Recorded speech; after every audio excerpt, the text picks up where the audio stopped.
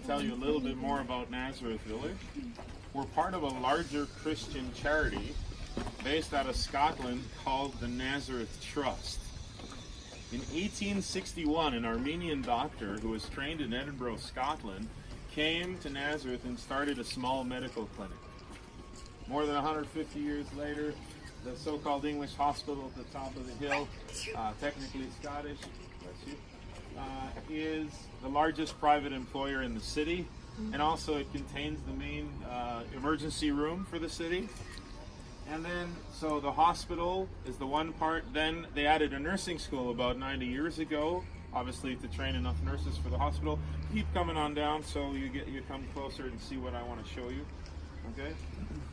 Then, more recently, an international volunteer program was established, and then also the Nazareth Village, 4 parts under the greater organization, the Nazareth Trust.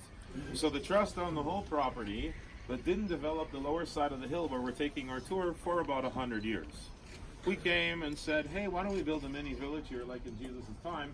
And right where we wanted to build a village, we found a vineyard from Jesus' time. We don't believe in coincidence. We believe this was the hand of God preserving this land for modern development so we could build Nazareth Village here and you can see it today. Now, hallelujah, eh? Amen. Sorry, that was my Canadian A. Israeli and Canadian, by the way. Might sound Michiganian too. Okay, so how do we know that there is a vineyard here? Let me flesh this out for you. First of all, many of the terraces you see uphill from here were also here. They were just broken down, covered up with earth. We dug them up, rebuilt them, and added more in the same style. Where I'm standing up here on the rock, there's a somewhat flat, kind of square area. This is the wine press where they would tread the grapes. Again, this is an archaeological find. We did not make it. When we moved the earth off the side of the hill here, we found it here.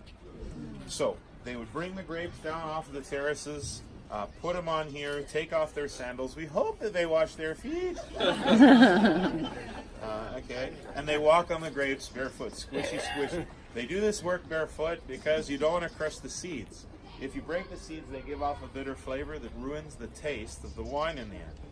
It turns out the human body over the barefoot is the perfect tool for this job, squishing the juice out of the grape, but at the same time not crushing the seeds open.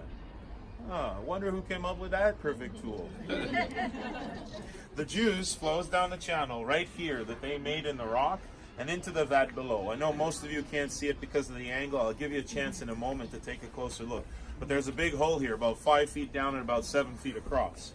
In here, the juice then level rises. They come with jars and new wineskins. They fill them up with the juice and they take them home. The juice ferments over the next few weeks and becomes new wine. Now in here we found pieces of pottery from Jesus' time period, and also in the terraces when we dug them up before restoring them. And also we found the bases of 3 watchtowers. Sadly, they weren't really part of our property, and so this road was built above them, and so we built this replica over here. The combination of all these things here all in one place tells us very clearly we've got a vineyard here in Jesus' time. Okay? So once again, we have begun growing grapes on the terraces. Now, you can't see at this time of year that there's grapevines there. They look brown, and so you can't even tell that they're there. But we're going to pass through there, and you'll be able to take a closer look. So, there is a vineyard here, and Jesus talks about vineyards in some of his parables, specifically the parable of the tenants, Mark chapter 12 and other places, right? It starts like this, right? A man planted a vineyard, he built a wall around it, he dug a wine press, and he built a watchtower. We think it's pretty likely that Jesus came here. So maybe he knew this vineyard. All right? The village was very close by. We believe it was about roughly a half a mile or so in a straight line where the Church of the Annunciation currently stands in town. Okay, so a very close walk from where Jesus was living. Come on up, take a closer look at this. This is more than 2,000 years old. Take your photograph, your video, and we'll continue. Please, everyone, be very, very careful. Slipping, falling, and hurting yourself is not permitted.